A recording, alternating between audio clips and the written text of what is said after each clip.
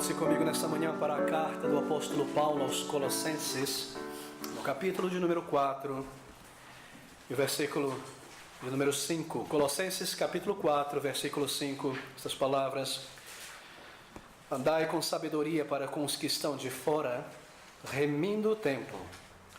A vossa palavra seja sempre agradável, temperada com sal, para que saibais como vos convém responder a cada um. Bem, o título da nossa meditação nesta manhã é Vivendo a Vida Ressurreta. Vivendo a vida ressurreta, ou a vida dos filhos de Deus. Bem, nós chegamos aqui à nossa série de estudos na carta do apóstolo Paulo aos Colossenses. Nesses 2 versículos em particular, na verdade nesses 6 versículos em particular, que vai do versículo 2 até o versículo 9, onde Paulo lida com 2 instâncias da vida cristã, 2 extremos, 2 esferas importantes da vida de um crente em Jesus Cristo. Se você observar com calma, o versículo de número 2 ao versículo de número 5, ou 4 na verdade, Paulo está lidando com esse primeiro aspecto, ou esfera da vida de um crente em Jesus, a vida íntima, a vida secreta, a vida particular do crente diante de Deus em oração, a sua vida com Deus em oração. E nós lidamos a respeito disso no domingo anterior, sobre um chamado à oração, o que é a oração, a sua necessidade. E aqui no versículo de número 5, no versículo de número 6, Paulo passa a lidar com outra esfera da vida de um crente. E o seu enfoque aqui é a respeito do crente no mundo. Entre outras pessoas, o seu relacionamento com pessoas com quem vive diariamente. E é sobre esses 2 versículos que nós queremos gastar o nosso tempo nesta manhã. Lidar realmente com esse tema que está transparecendo aqui nessas palavras, sobre o crente neste mundo vivendo a vida ressurreta. Mas antes de lidar com esses 2 versículos em particular, deixe-me mencionar algo importante que, devido ao tempo, no domingo passado, não nos foi permitido tocar. Aqui no versículo de número 3, há algo muito importante para a igreja do Senhor Jesus Cristo no que se refere à proclamação do Evangelho. Observe o que Paulo diz no versículo 3. Orando também juntamente por nós, para que Deus nos abra a porta da palavra, a fim de falarmos do mistério de Cristo. Queridos, o ponto é este. Não há outra maneira de nós comunicarmos o Evangelho da graça redentora em Cristo Jesus, senão através de palavras. Observe novamente. Para que Deus nos abra a porta da palavra, a fim de falarmos do mistério de Cristo. Não há outra maneira de comunicar a mensagem do Evangelho, senão através de palavras. Sejam palavras faladas, ou sejam palavras escritas. Na Bíblia, no Novo Testamento e no Antigo Testamento também, o registro da proclamação da palavra de Deus, sobretudo no Novo Testamento, nós percebemos que é realizado através de palavras comunicadas, verbais ou palavras escritas. Isso parece algo pequeno talvez, mas isso é algo imenso, isso é algo gigantesco. O fato de que o Evangelho deve ser proclamado por palavras, isto é, não através do teatro, não através de coreografias, não através de apresentações musicais, multimídias ou coisas do tipo, porque essa é uma mensagem séria.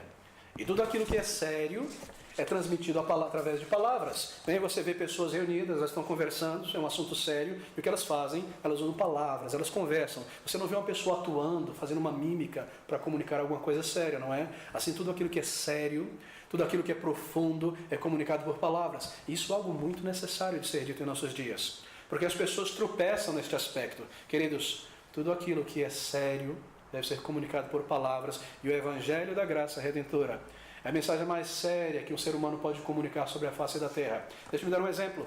Quando nós lidamos com crianças e queremos comunicar a ela o Evangelho que é capaz, pelo Espírito, de salvá-las, nós devemos fazer por palavras, de uma maneira séria. Não infantilizar, não reduzir o valor e o poder dessa mensagem, mas dirigir a ela palavras procedentes do Evangelho às suas mentes racionais.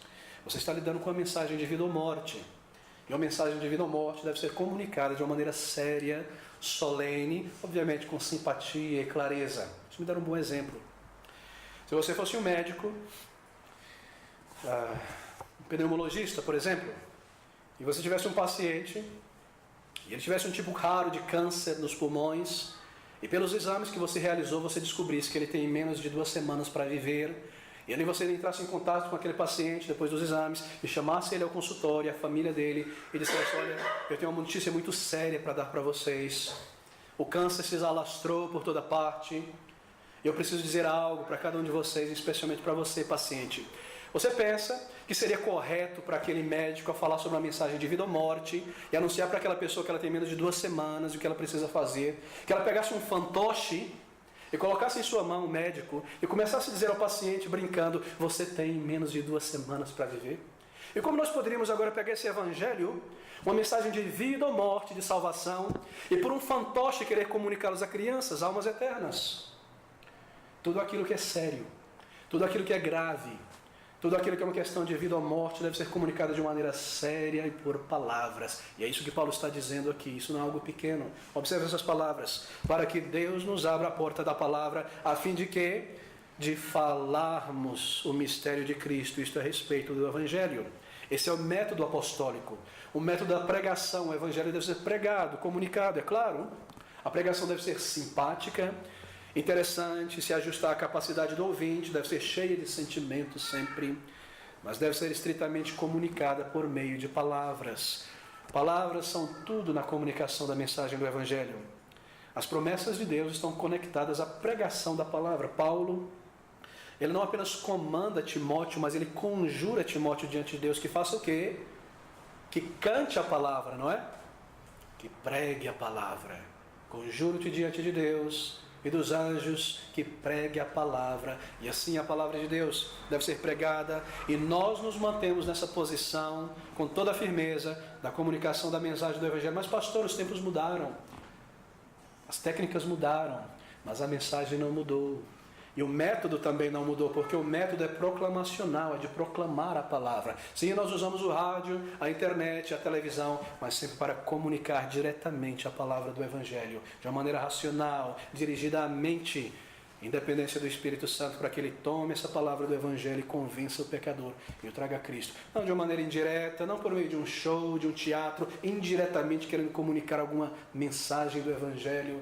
Quão triste é a realidade das igrejas e quão distante nós estamos dos métodos bíblicos, não é? Será que é por isso que nós não temos alcançado muito em nossos dias e temos, na verdade, trazido o mundo para dentro da igreja por meio de um entretenimento?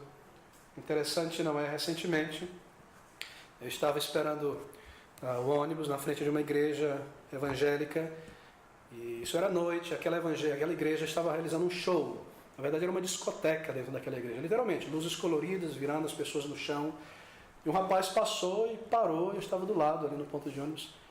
E ele olhou, ele falou: rapaz, essa foi a palavra dele. Antigamente tinha a discoteca e a igreja, hoje a discoteca é na igreja. E foi embora. Não sei se era um crente fazendo ironia, não parecia, porque nós mudamos o método. E assim nós trazemos o mundo para a igreja e a igreja se torna como o mundo.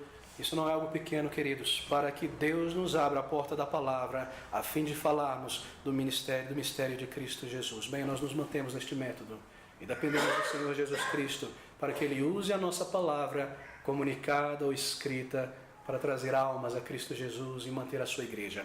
Mas eu falo sobre isso apenas de passagem. Agora de volta ao versículo 4, 5 na verdade, essas palavras: andai com sabedoria para com os que estão de fora, remindo o tempo. Eu gostaria que você observasse algo muito importante aqui. Há um número de comandos e diretrizes nesse capítulo 3 e 4 que estão conectados a essas palavras introdutórias do capítulo 3, versículo 1. Espero que você esteja acompanhando. Observe o que Paulo diz no capítulo 3, versículo 1. Ele diz: portanto, se já ressuscitastes com Cristo, façam agora um número de coisas. Portanto, assim sendo, uma vez que já ressuscitastes com Cristo, buscai as coisas que são de cima. Versículo 2, pensai nas coisas que são de cima. Versículo 5, mortificai vossos membros que estão sobre a terra. Versículo 8, despojai-vos também de tudo. Portanto, se já ressuscitastes com Cristo. Versículo 10, revesti-vos, pois, como eleitos de Deus. Se já ressuscitastes com Cristo. Versículo 16, a palavra de Cristo habite em vós. Se você é um crente em Jesus Cristo, uma esposa, se você já ressuscitou com Cristo, versículo 18, sujeitai-vos aos vossos próprios maridos. Portanto, se já ressuscitastes com Cristo, versículo 19, vós maridos, amai as vossas esposas, filhos, obedecei aos vossos pais, servos, obedecei em tudo aos vossos senhores. Versículo 1 do capítulo 4, senhores, fazei o mesmo, e é a mesma coisa no versículo 5 do capítulo 4. Portanto, se já ressuscitastes com Cristo, andai com sabedoria para com os que estão de fora, remindo o tempo. Este versículo primeiro é a chave da nossa compreensão de todo esse capítulo. É o tema, é a força motriz, é a razão pela qual nós nos comportamos desta maneira, é a razão pela qual nós devemos ter uma postura distinta no mundo, no nosso falar, no nosso proceder. Por quê? Porque nós já ressuscitamos com Cristo. Porque nós já morremos para este mundo e um estilo vazio de vida e pecaminoso, e já com Cristo ressuscitamos para uma nova vida, uma vida com Ele. Por isso, andai com sabedoria para com os que estão de fora. Os que estão de fora. Eu gostaria que você observasse isso. É uma palavra pequena, mas muito importante. É uma verdade muito séria e muito importante em cada palavra que o Espírito Santo registrou na Bíblia. Às vezes nós passamos com muita pressa e perdemos isso. Paulo diz, andai com sabedoria para com os que estão de fora. Os que estão de fora, fora de quê? Fora da igreja.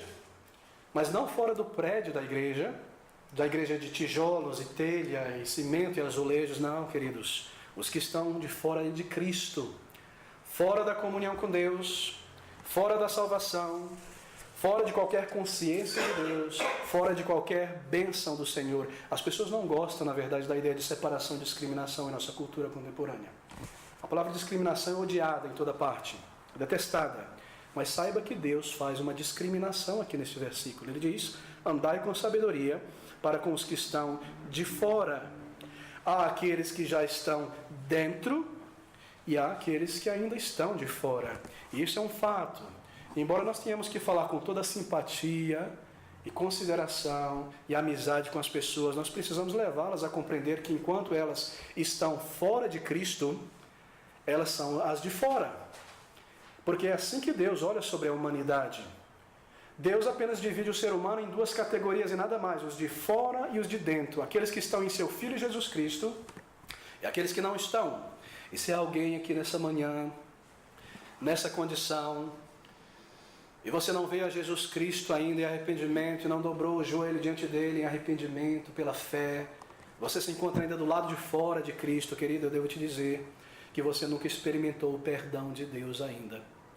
E que os seus pecados continuam lá registrados na presença de Deus contra você.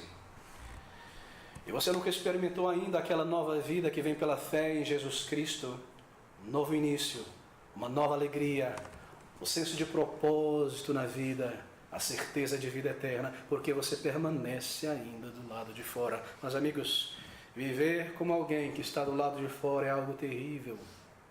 Sem Deus no mundo, sem esperança para a eternidade.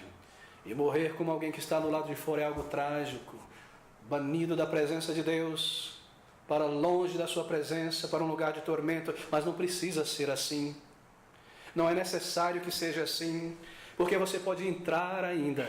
O chamado do Evangelho ainda é proclamado, este convite de vida eterna para vir para Cristo, ainda é lançado em toda parte no Evangelho da graça redentora em Cristo Jesus. E o grande apelo de Deus, um apelo de misericórdia, um apelo de compaixão, que se você se voltar a Jesus Cristo em arrependimento de teus pecados diante dele, pela fé nele somente, então Deus te receberá e você experimentará a conversão e será trazido para dentro do reino de Deus, para o seu povo. Assim, amigos, essa é uma palavra terrível, os que estão de fora, mas que expressa a única maneira que Deus divide a humanidade, os que estão de fora e os que estão de dentro.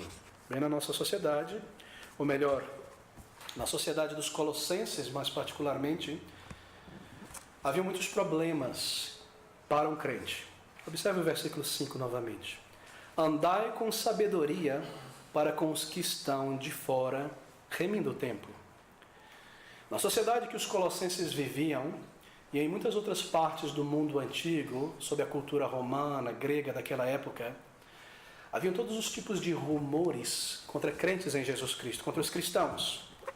Os cristãos daquele primeiro século, espalhados pelo Império Romano, grego, eram vistos por muitos como pagãos, porque eles não queimavam incenso ao imperador e aos ídolos e aos deuses daquela época, e adoravam um Deus invisível, eram pagãos, pessoas sem Deus, rumores. Eram vistos como sociedades secretas, porque se reuniam a portas fechadas, pessoas absurdas, satânicas, reunidas secretamente para comer a carne e beber o sangue de um homem chamado Jesus. Haviam rumores de todos os tipos contra aqueles crentes. Muitos culpavam os cristãos a partir do segundo século pela morte do Império Romano, como aquele império desabou. Por quê? Porque eles não adoravam os deuses da guerra, e assim os deuses estavam enfurecidos contra aquela nação, e assim guerras eram perdidas, e muita culpa era colocada sobre os cristãos da época. E assim Paulo diz: andai com sabedoria para com os que estão de fora, para que vocês não façam nada que dê crédito a esses rumores, essas mentiras que editam contra vocês.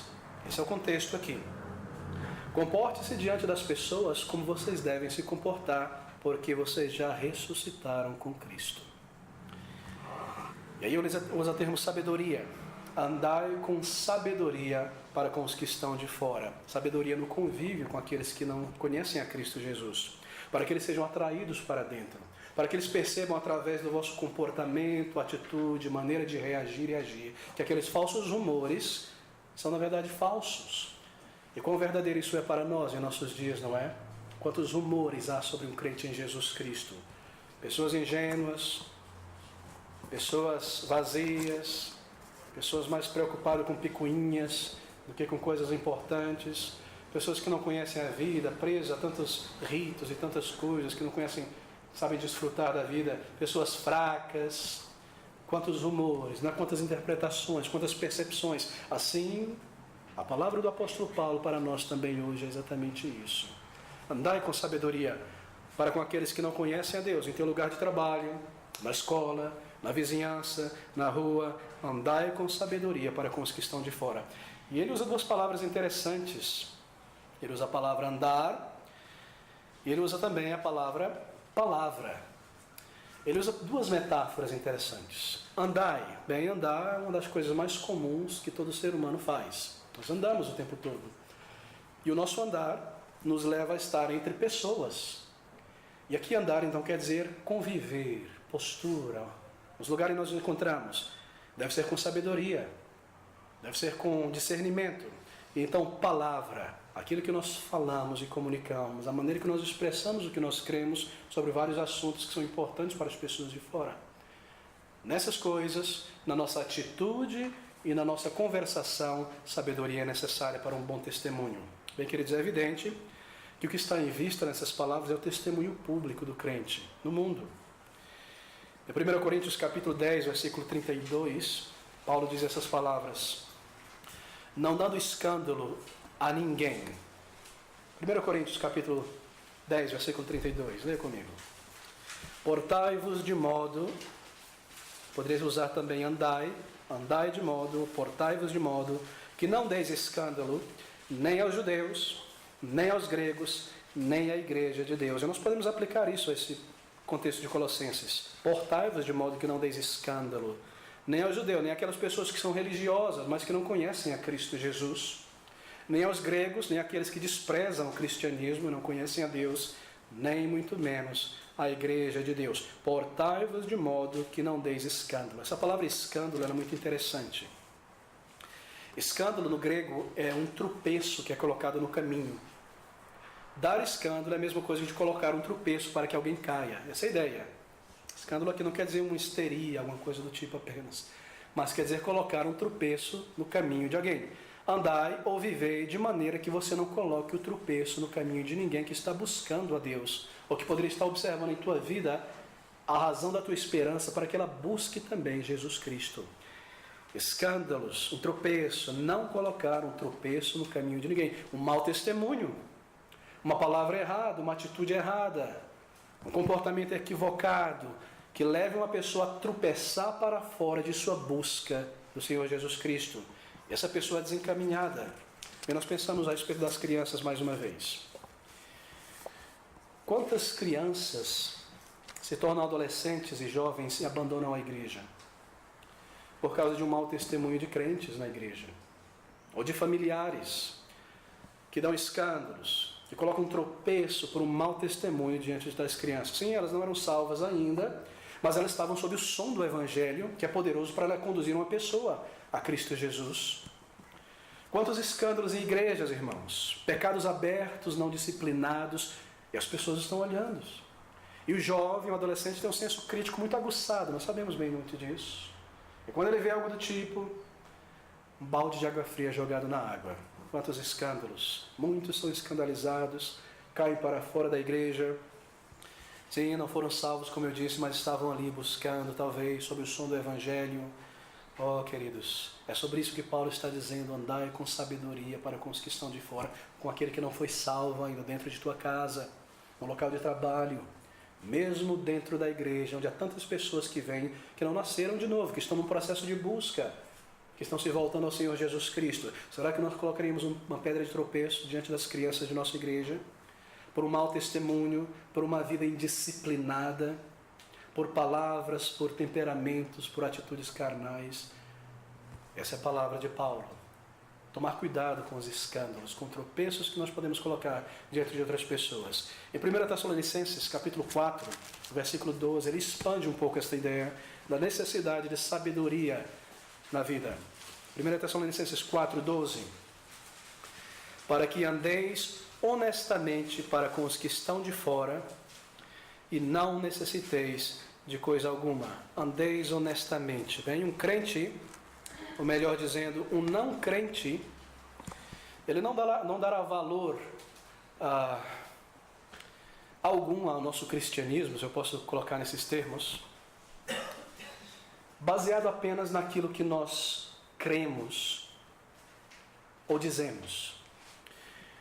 O não crente, ele dá muito mais valor, e nós éramos assim, diante de outras pessoas salvas, ele dará muito mais valor a questões como integridade, honestidade, consideração, respeito e a nossa conduta do que as nossas explicações teológicas e doutrinárias dirigidas a eles. Uma pessoa no mundo que observa um crente em Jesus Cristo dará mais valor à honestidade, à integridade e a respeito do que toda a nossa explicação teológica dirigida a ele, porque isso não faz muito sentido para ele, embora ele entenda isso friamente, intelectualmente. Porque nós éramos assim antes da conversão, na verdade. As pessoas não entendem essas coisas, mas comportamento honesto, comportamento íntegro, sincero, é facilmente detectado e notado por uma pessoa não salva. E assim, quando uma pessoa que é conhecida em seu local de trabalho como um crente, mas o não salvo não encontra nenhum desses valores na conduta, no linguajar, no procedimento dessa pessoa, ela passa a pensar que a religião desse indivíduo não possui grande valor. E talvez ela não diga, mas certamente ela sentirá que ela não quer uma religião que não melhore o caráter de uma pessoa. Nós éramos assim, não éramos? As pessoas são assim. O crente pode ser bastante fiel à sua igreja, bastante dedicado ao trabalho de evangelismo, envolvido nos cultos, na obra do Senhor. Mas essas coisas são de pouquíssima estima aos olhos de uma pessoa que não foi salva, que está de fora ainda.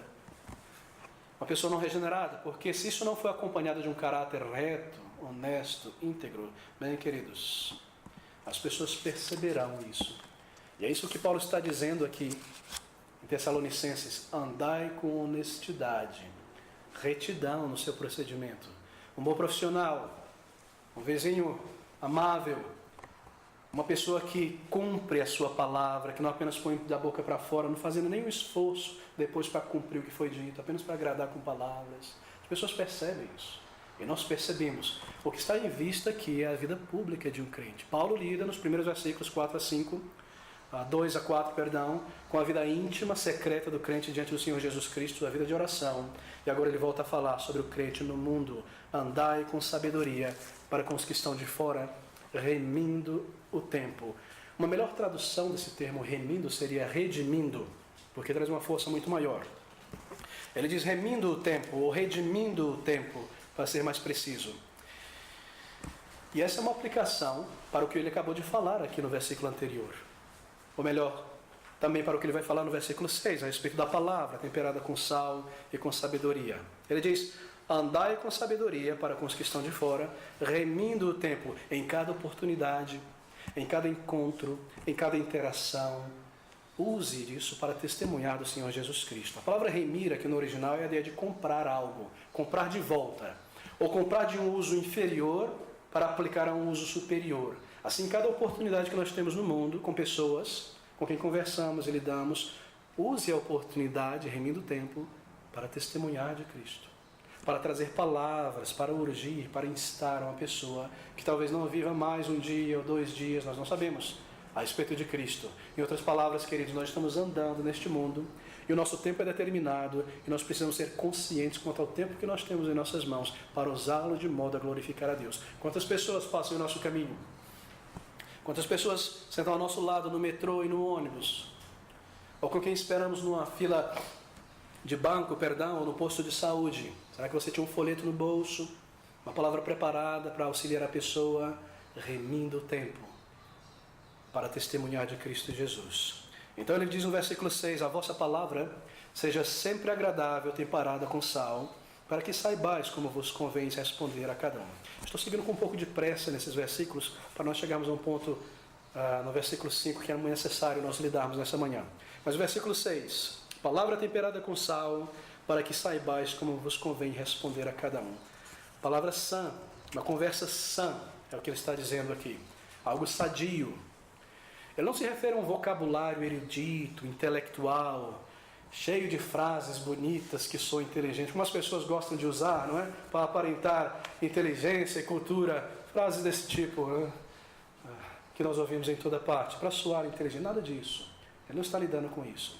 Ele se refere, na verdade, a um tipo de linguajar que é o resultado de um coração transformado por Deus. Palavras sãs, palavras limpas, palavras claras, um tipo de linguagem que não é abusiva, nem vindicativa, um tipo de linguagem que não destila o tempo todo ironia e cinismo. O exemplo de Cristo, que quando injuriado não injuriava.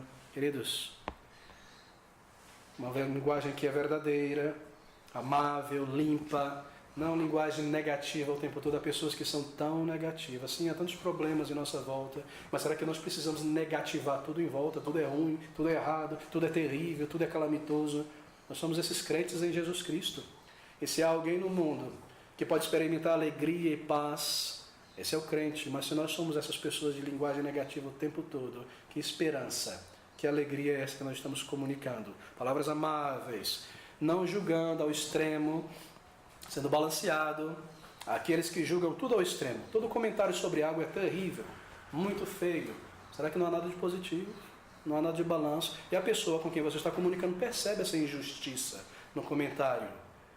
E o nosso testemunho vai por água abaixo. Assim Paulo diz, a vossa palavra seja sempre agradável, temperada com sal. Agradável não no sentido de insinceridade, mas agradável no sentido de algo que é palatável ao ouvido. Que você ouve e que, embora não concorde com aquilo que você tem a dizer, seja um ponto diferente, ainda assim eu tenho o prazer de ouvir e ver algo que é correto, que é limpo, uma linguagem cativante, temperada com sal.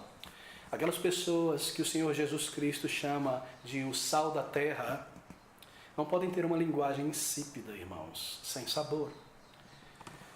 O sal, todos nós sabemos o uso dele, tremendo uso do sal, para vários usos. Mas um dos usos mais fantásticos, na minha opinião, do sal, é que o sal ele preserva certos alimentos da putrefação. O açúcar também, mas não tão bem quanto o sal. Então, se você colocar uma tira de baunilha no açúcar, ela fica ali por muitos meses. Mas se você pôr sal na carne, ela seca e ela mantém essa carne por muito tempo. Nós temos aí a carne seca, que era usada na antiguidade em viagens longas de meses e meses e meses, alimento preservado com sal. O sal tem esse efeito, não é, de preservar. E em uma passagem paralela a essa de Colossenses, que está lá em Efésios capítulo 4, versículo 29, Paulo diz uma palavra interessante. Ele diz, não saia da vossa boca nenhuma palavra torpe. Esse termo torpe aqui pode ser traduzido como algo em decomposição, podre. Não saia da vossa boca nenhuma palavra torpe, mas só a que for boa para promover a edificação, para que dê graça aos que a ouvem. Tremenda similaridade, não é? Com essas palavras de Colossenses 4, 6. A vossa palavra seja sempre agradável, temperada com sal, para que saibais como convém responder a cada um. Nenhuma palavra torpe. Temperada com sal. preservando o que nós estamos falando. Conversação é uma conversação que deve ser caracterizada, de um crente, que deve ser caracterizada por esses elementos. Não é um tipo de conversação que repele o ouvinte, que dói no ouvido, que traz um cheiro mau no ambiente, vocabulário, palavras, ilustrações absorvidas da televisão, de um meio afundado em imoralidade, que muitos usam, na verdade, para comunicar certas ideias. A vossa palavra seja limpa dessas coisas, agradável ao ouvido. Em nossa conversação, queridos, com aqueles que não conhecem a Cristo Jesus, tendo o nosso testemunho em vista e o desejo de trazê-los para dentro, um crente deve estar atento não somente à ocasião correta para falar, para os seus comentários, mas deve estar atento também com o que se diz, com o que se fala e com a pessoa com quem você conversa. É sobre isso que Paulo está dizendo. A vossa palavra seja sempre agradável, temperada com sal, para que saibais como convém responder a cada um. Veja a inteligência que deve estar envolvida em nosso testemunho. Discriminar a pessoa. Com quem eu estou conversando aqui? Que tipo de pessoa ela é? E moldar a sua palavra, o testemunho. Você não vai usar um vocabulário muito elevado para uma pessoa simples no vocabulário. A pessoa vai se fechar. Você não vai lidar com uma pessoa que necessita de certas respostas de uma maneira muito vaga e abstrata. Você quer ajudá-la a conduzir a Cristo. Em determinadas situações, em determinados momentos, há um momento de conduzir a pessoa pelo raciocínio, a pensar sobre Cristo, há outros momentos de repreender com um versículo, talvez, sobre a tolice de uma atitude, de um caminho a ser tomado, com sabedoria. O nosso testemunho deve envolver uma postura bíblica correta e também palavras limpas, sãs, que edificam. Isso é que tempera o momento, não é a conversação. A nossa conversação, então, deve envolver essas coisas. Isso é necessário. Nós estamos no mundo testemunhando e assim nós precisamos manter esses elementos em vista. Quão prático é o apóstolo Paulo. E como nós agradecemos a Deus por esses elementos práticos que nós encontramos na palavra de Deus. Ele não fica apenas nas doutrinas elevadas, mas ele traz tudo isso aí ao chão para aplicar na nossa vida diária. Vem de volta ao versículo 5 novamente, porque é algo tremendo aqui que nós não podemos passar sem lidar. Paulo diz: andai com sabedoria para com os que estão de fora, remindo o tempo. Remindo o tempo. Queridos, algo profundamente importante aqui. É a respeito da maneira como um crente em Jesus Cristo lida com o tempo. A palavra-chave em relação ao tempo aqui é a palavra remir, mais uma vez. Sabedoria para com os que estão de fora, em relação ao tempo, remindo. Remindo o tempo. Paulo está falando sobre oportunidades aqui. E o tempo mencionado refere-se a uma sucessão de oportunidades. O que é o tempo? O tempo é um conceito difícil de definir, não é? Em termos bem gerais, o tempo é essa medida do movimento. Não quero soar complicado aqui. Mas o tempo é quando nós dividimos, não é? O nosso movimento em fazer as coisas. Você olha para trás, já fiz isso, já fiz aquilo, você vai dividindo. E aí você tem o tempo, em termos gerais. E dentro desse movimento do nosso dia, das nossas horas, da nossa vida, você tem muitas oportunidades para testemunhar do Senhor Jesus Cristo. E essas oportunidades, elas são utilizadas, ou elas são perdidas. Ou elas são usadas, ou elas passam, elas são perdidas, elas não voltam mais. Oportunidades para orar, oportunidades para interceder, oportunidades para testemunhar do Senhor Jesus Cristo, oportunidade para fazer o bem a outras pessoas, especialmente as suas almas. O tempo é uma sucessão de oportunidades, uma após a outra, que flui e que passa continuamente. Muitas oportunidades nunca se repetem. E você as perde e elas se vão e não voltam mais. Aquele período da vida, aquele encontro, aquela situação, o tempo simplesmente se evapora. E nós devemos encarar o tempo dessa maneira, porque o tempo é algo muito sério. O tempo, queridos, é algo muito valioso, muito necessário, muito importante. Todos nós, aqui nessa manhã, talvez tenhamos uma quantidade limitada de dinheiro, obviamente. E quando você tem uma quantidade limitada de dinheiro, você toma muito cuidado com ele. Você pensa sobre como você vai usar. E você diz: eu não posso gastar dinheiro com isso esse mês, eu não posso ter isso essa semana, Eu não posso me envolver com isso durante esses próximos 2, 3 meses e gastar esse tempo, porque há prioridades. Há certas coisas que eu preciso manter. Elas não podem passar, elas precisam ser cumpridas. E se nós agimos assim com o dinheiro, nós temos que agir também com o tempo. Porque o tempo é algo precioso.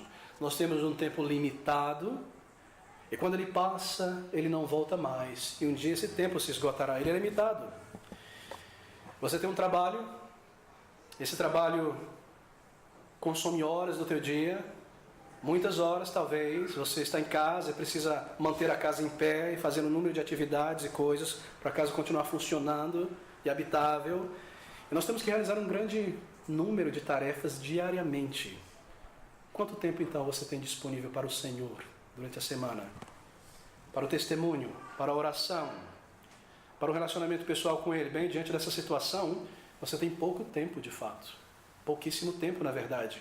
Uma cidade como São Paulo, tão veloz que não para, nós temos pouquíssimo tempo para essas coisas.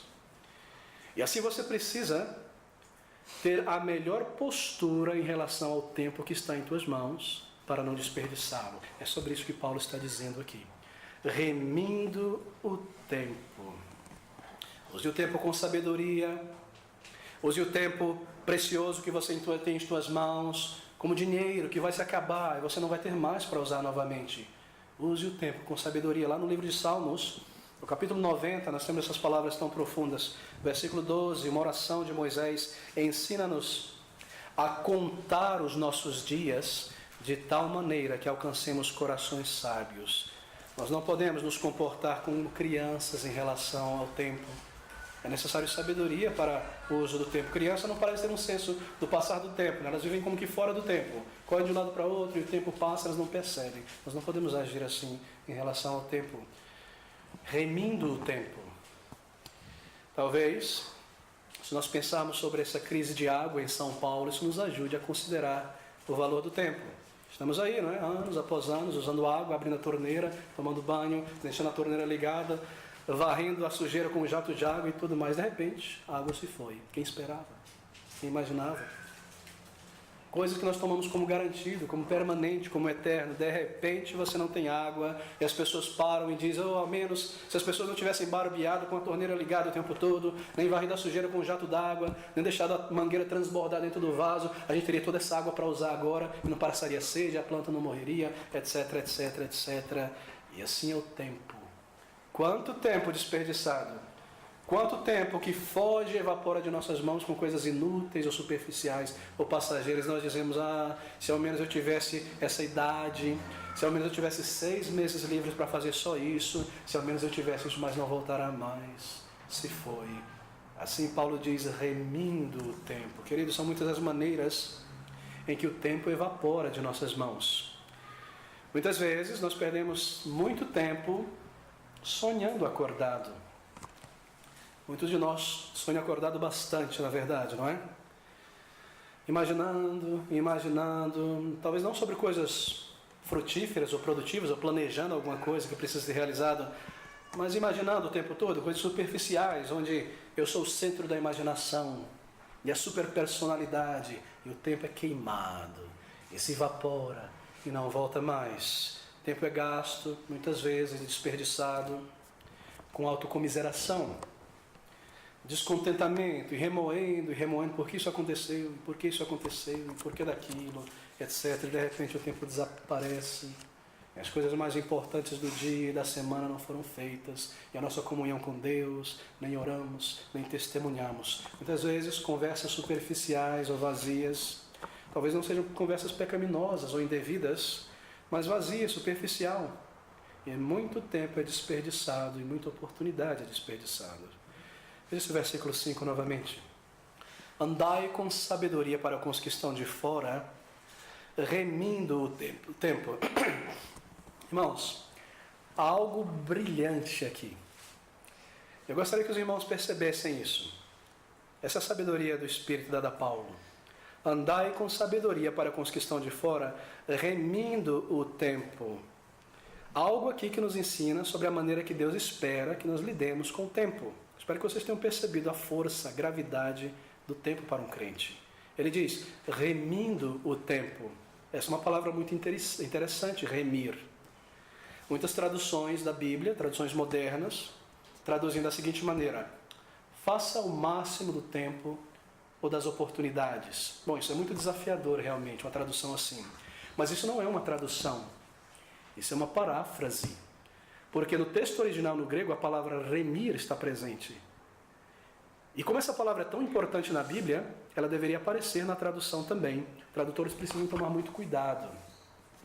Paulo ele está usando aqui uma ilustração inspirada pelo Espírito Santo. E essa ilustração precisa ser mantida na tradução. Ele usa o termo remir, essa é uma ilustração. Paulo usa muitas ilustrações baseadas em uma palavra apenas às vezes. Paulo está dizendo isso. Você percebe, irmãos, em Colossos? Você percebe a maneira correta de lidar com o tempo? Será que você percebe que o tempo é como a redenção?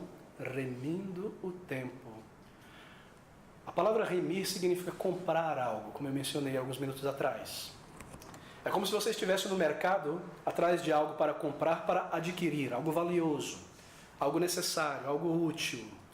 E remir tem exatamente esta ideia. E a palavra remir é usada no Novo Testamento em relação à nossa salvação. Que Cristo veio a este mundo para quê? Para nos redimir, nos remir, isto é, nos comprar do mercado da escravidão do pecado para a liberdade dos filhos de Deus. Essa é a ideia da remissão. É comprar algo e tirar de uma situação baixa, de pequena aplicação, e trazer ela para uma situação mais elevada, para uma aplicação muito melhor. Essa é a ideia. Você ia ao mercado de escravos, essa é a ideia da salvação e remissão, para comprar um escravo, pela tua benevolência e bondade, para libertá-lo da escravidão e dar a ele uma vida mais digna, livre. Libertá-lo de um trabalho braçal numa caverna, numa mina, e de morrer na juventude dentro de poucos anos, para uma vida livre, para uma vida mais elevada, da escravidão para a liberdade. Essa é a ideia de remir. E Paulo, inspirado pelo Espírito Santo, ele deseja que nós lidemos com o tempo que nós temos diante de nós nessa jornada breve aqui na terra, em termos de redenção. Ele diz, remindo o tempo, redimir ou remir, queridos. Comprar o tempo. E comprar o tempo que seria aplicado para um uso superficial, inútil talvez, uma perda de tempo, e aplicar esse tempo para algo mais elevado e necessário e frutífero. Isso é remir o tempo. Essa é a ideia. Você redime o tempo quando você usa tempo que seria desperdiçado com certas coisas superficiais e aplica ele a coisas mais elevadas, frutíferas e necessárias. Redimindo o tempo. Há muitas maneiras pelas quais o nosso tempo é roubado. Primeiro por Satanás. Satanás é um grande ladrão do tempo dos crentes e da igreja. Ele observa, ele escrutina a nossa jornada diária, os nossos hábitos, os nossos afazeres. Por quê? Porque ele quer reduzir os nossos 365 dias do ano a nada. A nada. E ele vai tentar, e ele vai colocar diante de nós certas tentações, a fazermos certas coisas e gastarmos tempos com certas coisas, que vai evaporar o nosso tempo, de modo que nós não servimos a Deus e aplicamos aquele tempo precioso a coisas mais elevadas, como a oração, o testemunho, o conhecimento das doutrinas da fé, estar envolvido na obra do Senhor. Oh, mas eu não fiz nada de pecaminoso durante aquelas 3 horas, eu não fiz nada de errado, eu não feri ninguém, sim. Mas todo o teu tempo disponível foi roubado, você não percebeu, porque não foi aplicado para coisas mais elevadas. E é isso que é redimir o tempo. Quando você pega esse tempo, que seria aplicado para algo muito superficial, banal, e aplica para algo muito mais elevado e necessário. Para a devoção, para o estudo da palavra de Deus, para o crescimento espiritual, para servir ao Senhor. Queridos, o tempo de devoção, de intercessão, de estudo da palavra, são essas coisas mais elevadas que nós devemos aplicar o nosso tempo ao longo de cada dia. Por quê? Porque a nossa vida é com Deus.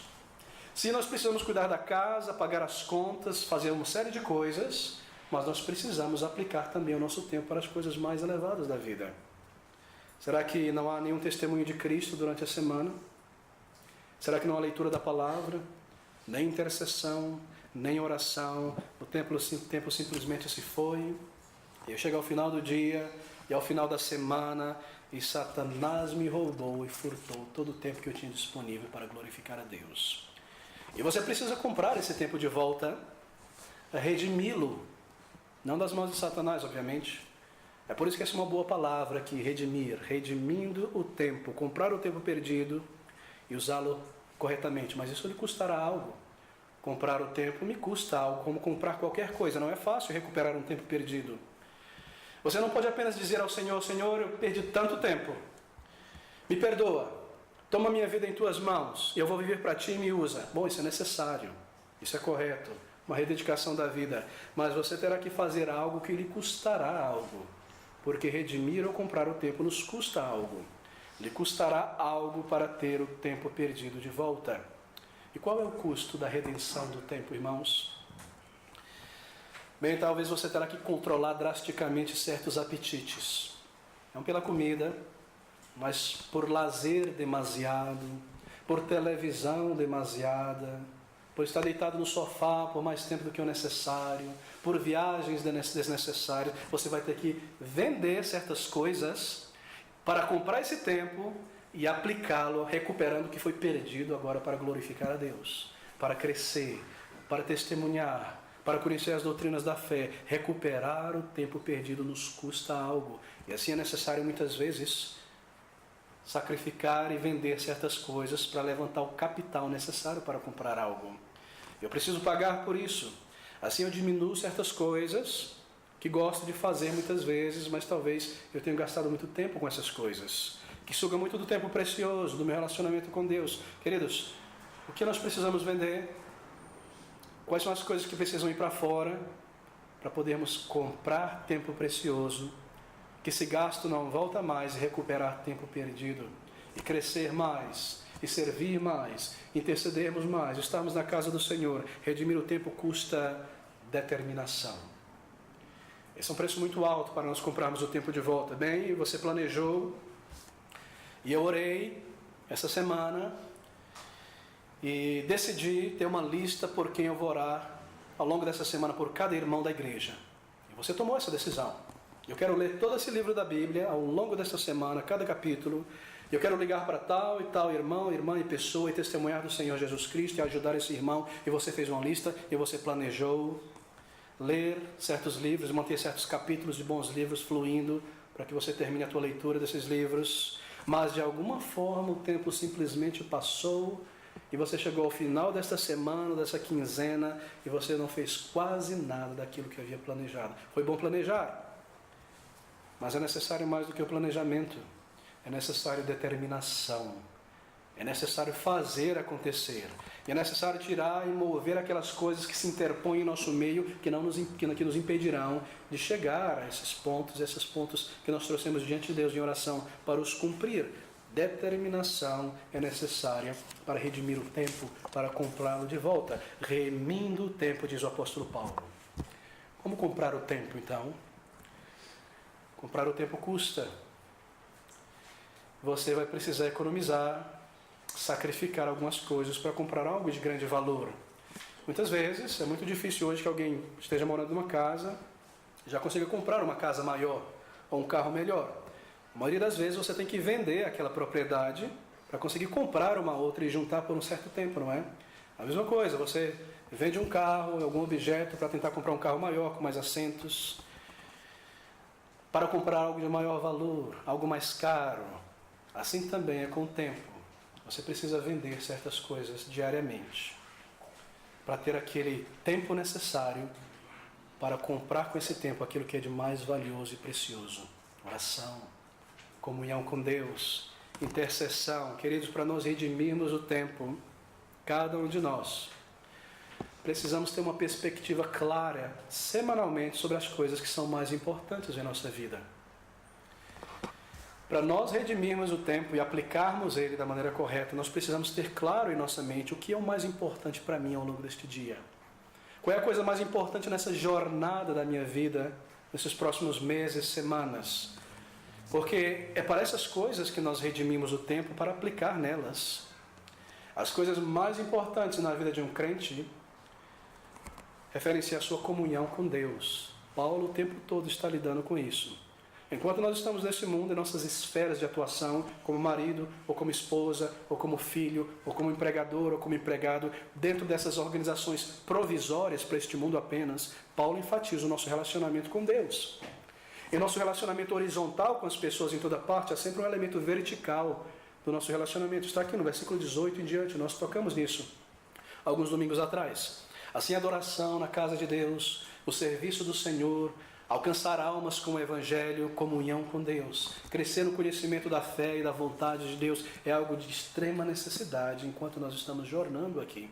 E é para essas coisas mais importantes que nós redimimos, compramos o tempo para aplicar a elas. Todos nós temos um tempo muito reduzido a cada dia.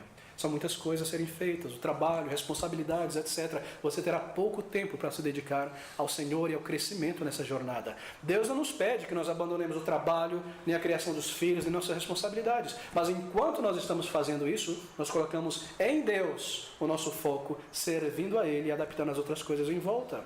E assim nós compramos tempo precioso para aplicar essas coisas. Assim, antes de nós podermos redimir o tempo, nós precisamos perceber e estar claro em nossa mente quais são aquelas coisas mais importantes da vida. Deixa eu me dar uma ilustração. Eu li um tempo atrás sobre um professor numa universidade que queria ensinar aos seus alunos sobre gerenciamento de tempo. E ele levou à sala de aula uma urna, vocês já viram uma urna, não é? de acrílico, como aquelas urnas de votação antigamente, antes da máquina eletrônica. Ele levou uma urna de acrílico e pôs em cima da mesa. Ele pegou um saco de rochas, de pedregulhos, mais ou menos do tamanho de uma mão, e começou a encher aquela urna até chegar no topo. E quando chegou ali, ele perguntou à classe: a urna está cheia? E um aluno respondeu: sim, está cheia. Então ele pegou um saco de britas, pequeno cascalho, não é? E começou a virar dentro daquela urna e encher os espaços entre os pedregulhos. E ele perguntou: a urna está cheia? E ninguém ousou responder nada. Então ele pegou um saco de areia e começou a derramar naquela urna, e a areia começou a preencher os vãos entre os pedregulhos, as rochas e as britas, até o topo. Então ele pegou uma jarra de água e derramou naquela urna até que tudo, cada espaço, cada milímetro estivesse coberto. Então ele perguntou à classe: o que eu estou tentando ensinar vocês nessa manhã? E um aluno levantou a mão e respondeu: professor, o senhor está tentando nos ensinar que há muitos espaços vazios em nossa vida, que se somente nós observássemos, nós poderíamos preencher de uma maneira válida. E o professor respondeu: não, estou querendo ensinar apenas que se você não colocar as rochas primeiro, depois você não vai conseguir colocá-las dentro. É exatamente isso, irmãos. Se nós não colocarmos as rochas primeiro no nosso dia, aquilo que é mais sólido, importante, que vem na base de tudo, no final do dia nós não conseguiremos colocar. Se você não coloca oração no início do dia e comunhão com Deus no início do dia, muito dificilmente você vai conseguir colocar essas rochas ali dentro desse tempo limitado que você tem diário. Então comece com aquilo que é mais sólido, com aquilo que está na base. Comece com Deus a cada dia. Comece com Deus, adorando, orando, lendo a palavra de Deus. Faça os deveres que tem que ser feito e assim redima tempo para aplicar aquilo que é mais importante. É nosso lidar com o tempo precioso, ilimitado que nós temos. Bem, há certas coisas que são rochas, não são? Precisam vir primeiro. Coisas como estar sozinho na presença de Deus. Essa é uma rocha para que um crente permaneça firme a cada dia. Estar solitário na presença de Deus, em oração, na comunhão com o Senhor, para orar e meditar e refletir na Escritura. Estudar as doutrinas da fé é uma dessas rochas. Será que você já conhece as doutrinas basilares daquilo que nós chamamos de a fé cristã? A fé não é apenas um sentimento. A fé é um conjunto de doutrinas bem específico, que pode ser numerado, não é infinito, não. É tão específico que Judas pode dizer: a fé que foi uma vez por todas entregue aos santos, as doutrinas da verdade. E você tem conhecido essas doutrinas e lido bons livros que te auxiliam nesta área. Isso é uma rocha. O serviço cristão é outra rocha. Um pregador inglês chamado Bronislaw North, ele uma vez escreveu uma pequena carta a jovens, dizendo 6 coisas de grande importância para um jovem. E uma delas foi essa: a cada dia faça algo para Cristo Jesus. Não deixe passar um dia sem fazer algo para Cristo. Seja testemunhar para alguém, seja mandar um e-mail, seja pegar o telefone e ligar alguém, exortar alguém e convidar para o culto evangelístico. algo que pode ser feito a cada dia para glorificar o nosso Senhor, porque nós vivemos para a glória dele, não é? Essa é a nossa vida. Essa é outra rocha. Há mais uma rocha, tantas rochas, mas é uma rocha importante também. Autoexame. É melhor colocar essa rocha ao final do dia, na verdade. Examinar a nossa vida. Como foi o meu dia? Como foram as minhas palavras? A minha atitude? Será que houve um mau temperamento? Será que houve tempo desperdiçado que não volta mais? Houve algo para Cristo? Houve comunhão com o Senhor, ou eu tornei esta vida em um ídolo, eu não tive nenhum tempo para me prostrar diante de Deus, e tudo que eu fiz foi suar neste mundo. Essa é uma rocha que precisa sempre estar ali. Exame do coração, autoexame. Então rededicarmos as nossas vidas a cada dia ao Senhor e confessarmos diante dele as nossas falhas. Queridos, há muito encorajamento para redimirmos o tempo, tremendo encorajamento. Se você perdeu muita oportunidade na vida e muito tempo foi desperdiçado e queimado, sim, você pode começar hoje a redimir o tempo. E é uma promessa maravilhosa, lá em Joel, capítulo 2, no versículo 25, nós podemos conectar com isso. Onde o profeta Joel diz, Joel capítulo 2, versículo 25, e restituir-vos-ei os anos que comeu o gafanhoto, a locusta e o pulgão e a lagarta, o meu grande exército que enviei contra vós como punição, restituí os anos. Você desperdiçou muito tempo e deixou que o gafanhoto da televisão comesse tanto tempo, e deixou que o pulgão do lazer desenfreado e passear e andar comesse tanto do tempo que não volta mais, e muito tempo acumulado foi perdido. Talvez você perdeu meses, anos, colocando o tempo junto que poderia ser utilizado por um bom fim. E você pode redimir agora o tempo, Paulo está dizendo, no sentido que Deus te abençoará e te usará para gerar muito mais frutos a partir de agora do que aquilo que você poderia ter gerado no tempo que você perdeu. Há muito encorajamento para nós redimirmos o tempo. Eu me lembro de um irmão na Inglaterra, foi convertido aos 35 anos de idade. E os primeiros 6 anos de vida cristã deste homem foi gasto em uma igreja desobediente à palavra de Deus. Uma igreja voltada ao entretenimento, que não evangelizava, que não santificava, que não ensinava a palavra de Deus positivamente. Até que um dia ele conseguiu sair dessa igreja, viu que aquilo ali não estava agradando a Deus, nem que ele estava crescendo em nada, e encontrou uma igreja bíblica sã e começou a se envolver, e se aproximou do pastor e falou: pastor, me dê uma lista de bons livros, eu quero conhecer as doutrinas da fé, eu quero estar envolvido no evangelismo. E 3 anos passaram, aquele homem cresceu tremendamente. Ele disse: eu passei 6 anos naquela igreja e foi uma perda de tempo absurdo. Mas o pastor daquele homem me disse, em 3 anos, ele tinha crescido mais do que os 6 anos que ele tinha passado, porque ele soube redimir o tempo. Quanta doutrina perdida, quanto tempo perdido, quanto desperdício de talento, de recurso, de energia, de boa vontade em igrejas desobedientes à palavra de Deus. Mas agora determinado, estudando, aplicando, redimindo o tempo, vendendo muitas coisas para ganhar tempo, isto é, crescendo. E essa é a graça e a misericórdia de Deus. E é sobre isso que nós aplicamos esse texto de Joel, espiritualmente, obviamente, não aos nossos bolsos. E o Senhor nos ajudará se nós simplesmente pararmos e formos sérios e dedicarmos a Ele o tempo que nós temos diante de nós. Senhor, ajuda-me. E deve haver um esforço, e deve haver exercício. Nós pensamos sobre Paulo, não é? Quanto tempo perdido perseguindo a igreja do Senhor Jesus Cristo. Quanto talento e intelecto desperdiçado até um dia, derrubado do cavalo do seu orgulho, salvo. O resto da sua vida dedicado ao Senhor. Será que alguém poderia levantar o dedo e dizer: Paulo, você desperdiçou a sua vida? Quem jamais poderia apontar isso para Paulo? Nunca houve um homem como aquele, tão envolvido na obra do Senhor.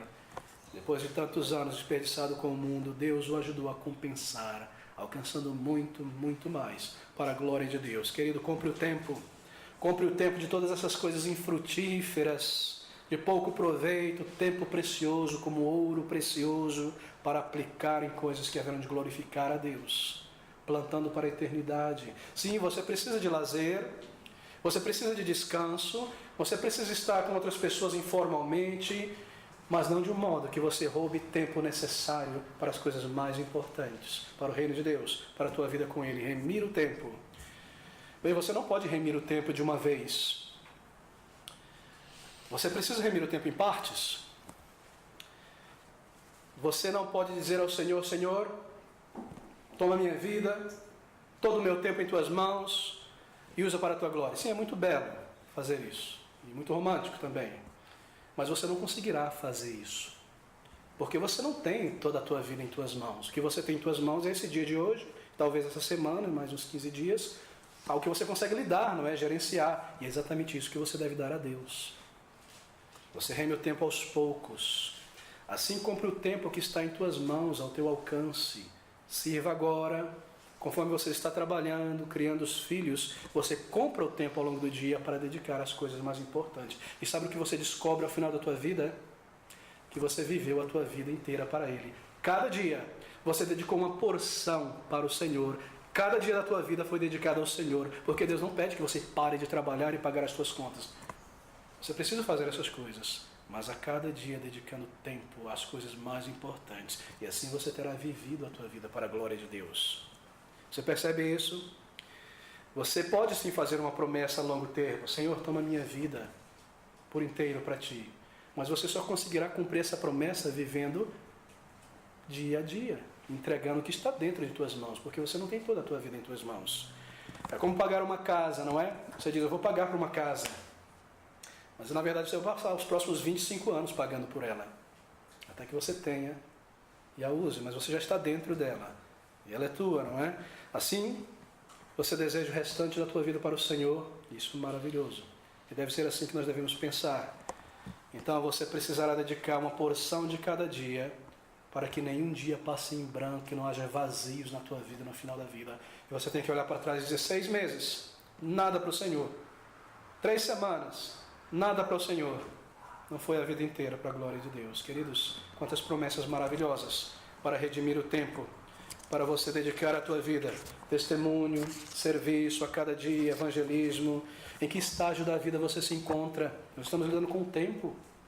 Em que momento da tua vida você se encontra? Nós passamos por estágios. Será que você é um jovem solteiro, uma moça solteira? Bem, você tem grande vantagem em relação aos casados, no que se refere ao tempo. Talvez você tenha muito mais tempo em tuas mãos para dedicar ao Senhor, para estudar as doutrinas da fé, se aprofundar nela, testemunhar de Cristo. Porque quando você se casar, uma grande parcela do teu tempo vai ser diminuída. E quando os filhos viessem, se o Senhor assim permitir, você descobrirá que o tempo é algo tão precioso que você quer agarrá-lo. Em que estágio você se encontra? Use para a glória de Deus, não desperdice, não evapore tempo precioso com coisas superficiais. Use com sabedoria. Em que período da vida você se encontra? Você já chegou a um período da vida mais avançado em idade? Todos nós chegaremos lá um dia, Senhor permitindo. E talvez você agora possua mais tempo do que há 10 anos atrás, porque os filhos já cresceram, as contas foram pagas, as hipotecas também, e você tem um tempo precioso a mais em tuas mãos. Use para a glória de Deus. Use para crescimento espiritual, para intercessão, para edificar o reino de Deus. Quanto tempo de energia você ainda tem em tuas mãos? Mais 10 anos? Mais 20 anos? Antes que você não consiga dirigir um carro sozinho, ou ter vontade ou ânimo para conseguir andar numa rua? Quanto tempo de energia você ainda tem em tuas mãos? 15 anos? Antes que ela seja reduzida? Antes que você não possa mais se envolver no evangelismo nas ruas e na obra do Senhor Jesus Cristo? Sim, você poderá sempre fazer algo de grande importância, algo tremendamente necessário. Até o final da vida você poderá interceder e orar, e clamar ao Senhor. Isso é maravilhoso, é tremendo. Mas enquanto você tem energia em teu corpo, e você pode fazer outras coisas também, dedique-se ao Senhor. Plante para a eternidade. Cresça no conhecimento da fé. Resolva aqueles problemas doutrinários que não foram resolvidos na palavra. Conheça a fé. Defenda a verdade. Interceda. Envolva-se na obra do Senhor. Quanto tempo, queridos? Antes que você não possa mais estar envolvido. Talvez você se encontre no período em que você diz: eu ainda preciso pagar minhas contas, eu ainda preciso pagar a hipoteca da casa, ainda preciso criar os filhos e também desfrutar deles antes que eles saiam de casa. Muito bom, isso é maravilhoso. Isso é necessário, na verdade. É parte de nossa vida aqui. O Senhor espera isso de nós, Ele abençoa também. Mas talvez você não tenha aprendido a verdade bíblica sobre o ensino quanto ao tempo. A necessidade de redimir ao tempo e de buscar primeiro o reino de Deus. Então o que você faz é isso. Deixa primeiro eu criar os filhos. Deixa primeiro eu pagar as contas. Deixa eu me livrar disso. E quando eu chegar àquele ponto, então eu vou ter tempo para servir ao Senhor. Sabe o que você descobre? Que você fez tudo isso e você chegou a essa idade, talvez você não tenha tanta energia. Ou talvez uma enfermidade se aproximou e você se torne menos móvel. E você vai ter que olhar para trás e dizer, quanto tempo desperdiçado e não entregue ao Senhor. É necessário comprar esses tempos que nós temos diariamente. Sim, você tem o teu fazer importante, necessário, cumpra isso.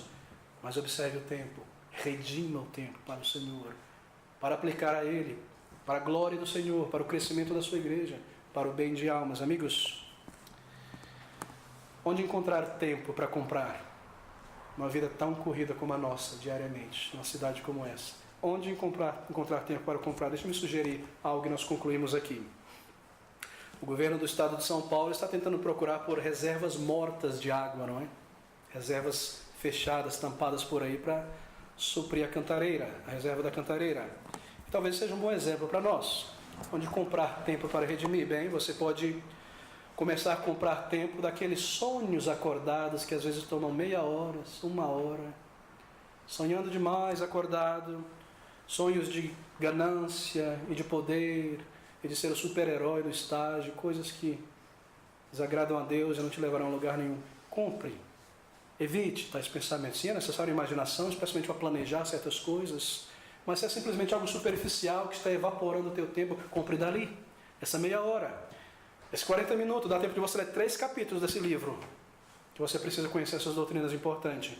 Ou de orar por um número de pessoas, interceder pela obra do Senhor no sábado e no domingo. Compre tempo.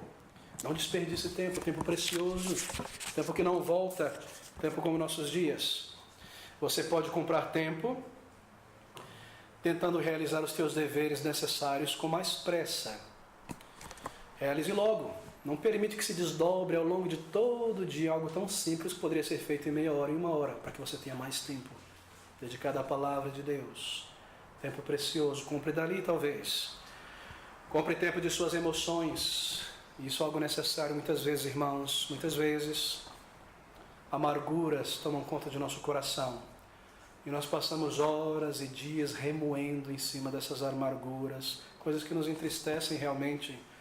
Nós às vezes ficamos realmente tristes e abatidos por certas coisas, não é? Coisas que acontecem, perdas. Alguém perdeu um ente querido e nós temos toda a simpatia com essa pessoa. E há um momento de chorar, sim. Mas é necessário nós pensarmos com sobriedade sobre a amargura também. E racionar o nosso tempo na tristeza e no choro. E estabelecer um limite para isso. De outra maneira, o tempo é engolido. Paulo fala em 2 Coríntios, capítulo 2, sobre devorados por demasia tristeza.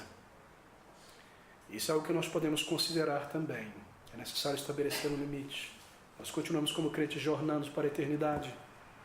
Há um propósito, e talvez você possa comprar tempo daí, em vez de semanas, meses, remoendo e remoendo, venha diante do Senhor, estabeleça um limite, e use tempo precioso para crescimento e glorificação a Deus, e Deus te abençoará, e você experimentará muito mais alívio e paz e conforto da parte de Deus, servindo ao Senhor, do que remoendo certas coisas. Queridos, se é custoso para você adquirir algo grande, caro, e você usa com cuidado o teu recurso, assim nós devemos viver diante do tempo que nós temos disponível. E custou caro ter esse tempo. Agora aplique com sabedoria. É exatamente sobre isso que Paulo está lidando aqui. Remindo o tempo. Que palavras maravilhosas. Quão práticas, quão necessárias. E como nós agradecemos a Deus. Ouça essas palavras. Andai com sabedoria, para com os que estão de fora, testemunho reto, linguajar são, dependência do Senhor, remindo o tempo. E Paulo adiciona uma partícula interessante lá em Efésios, remindo o tempo, porque os dias são maus. Nunca houve tempos como o nosso. Tanta calamidade, tanta imoralidade, tanta violência, tanta corrupção. São dias maus e é uma obra necessária a ser feita. Remindo o tempo para o Senhor. E Deus te abençoará. Ele fará então trazer mais frutos, se você se dedicar, e haverá crescimento, e haverá bênçãos, e haverá glória dirigida ao Senhor Jesus Cristo. Que Ele nos abençoe, e que Ele nos ajude em tudo isso.